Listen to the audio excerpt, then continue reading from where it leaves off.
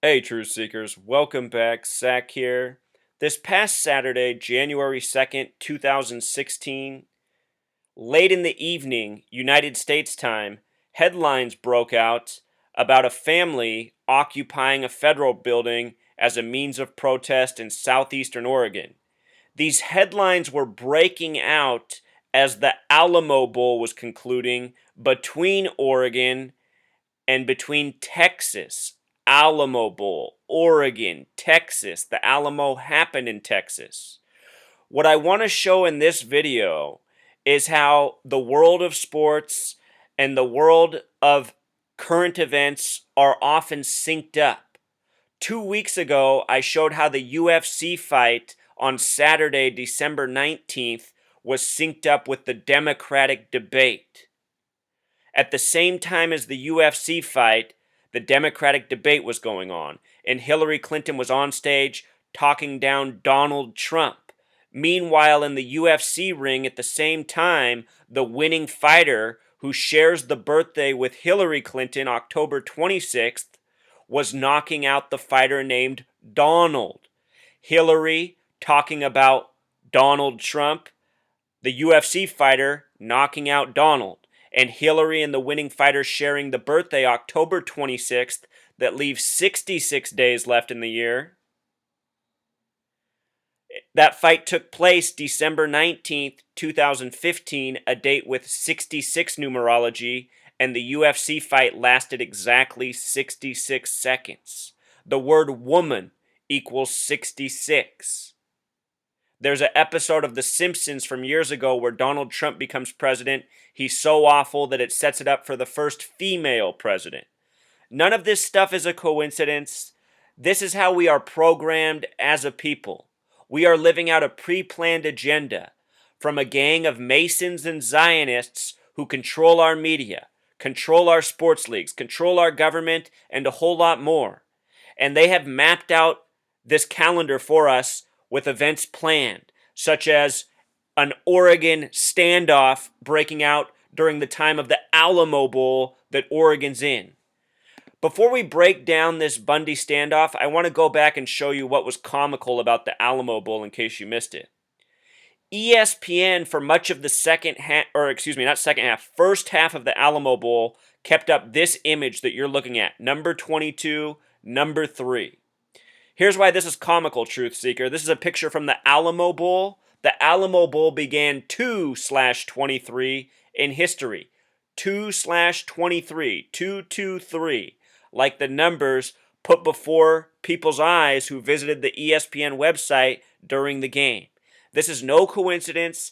This is the kind of stuff I document routinely. It shows the kind of scripting that is going on before us. If you missed the game, Oregon was blowing out Texas Christian University in the Alamo Bowl 31-0 in the first half. I point out that the words Masonic in Gematria equal 223 and 74 because we have this picture of the Oregon teammates in jerseys with 223, and Oregon is the only state with a Gematria of 74. As it happens, halftime also equals 74. Oregon was up 31-0 at halftime of the Alamo Bowl, and Alamo Bowl in Pythagorean Gematria equals 31. The second half was a lot different story. Notice ESPN's picture of the comeback, which Texas Christian University ended up winning the game. They put a 33-second ticker down in the corner. No coincidence, Oregon the 33rd state. TCU had in their backup quarterback for the Alamo Bowl, his name, Kohlhausen. And Kohlhausen in Gematria sums to 42. Alamo in simple English Gematria equals 42. Kohlhausen brought him back for the win. The final score of the game was 47-41. It went to triple overtime. Notice that TCU for Texas Christian University won with 47 points. The sum of the score was 88. TCU wears the color purple. Purple is the only color with a gematria of 88. Major scripting by the numbers. And here's something else I want to show you that I forgot to pull up, Truth Seeker. After the game, ESPN also put up this ticker. A minute 16 TCU champ celebrating after coming back in the Alamo Bowl. Texas Christian University in simple English gematria equals 116. So all sorts of tributes throughout the game, all by the numbers. And then what makes matters extra interesting is how a standoff breaks out in Oregon State at the end of the game. The Alamo was a standoff between people of Texas and the Mexican army. At that moment in history, during the time of the Alamo, Americans and Mexicans were fighting over that land. It should be noted that the Mexican-American War ended in history on February 2nd, the 33rd day of the year. Both the words Mexico and Mexican have gematria of 33. The reason why is because North America is one continent under Freemason rule. There might be 3 different countries here, but they're all ruled by the Freemasons and the Zionists, just like much of this world is. Anyhow, with all that 33 regarding the Mexican-American War, which connects to the Alamo, again, Oregon is the 33rd state. Let's take a minute from the decoding and let's listen to this member of the Bundy family who's participating in the protest. Let's listen to what his demands are. I want you to pay attention that he's talking about how he's trying to restore constitutional rights.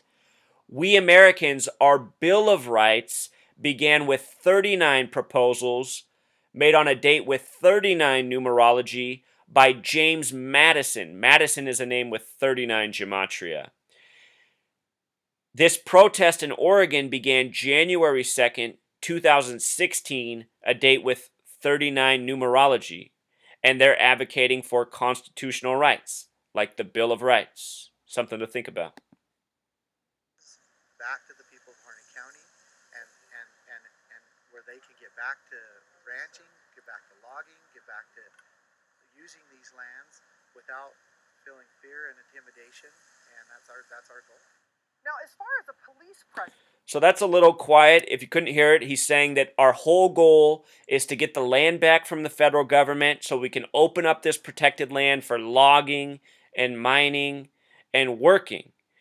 And that's part of the sign that it's controlled opposition, Truth Seeker. If you've been living under a rock, the federal government for more than a decade, very rapidly since George W. Bush became president, has been opening up federally protected lands for logging and mining.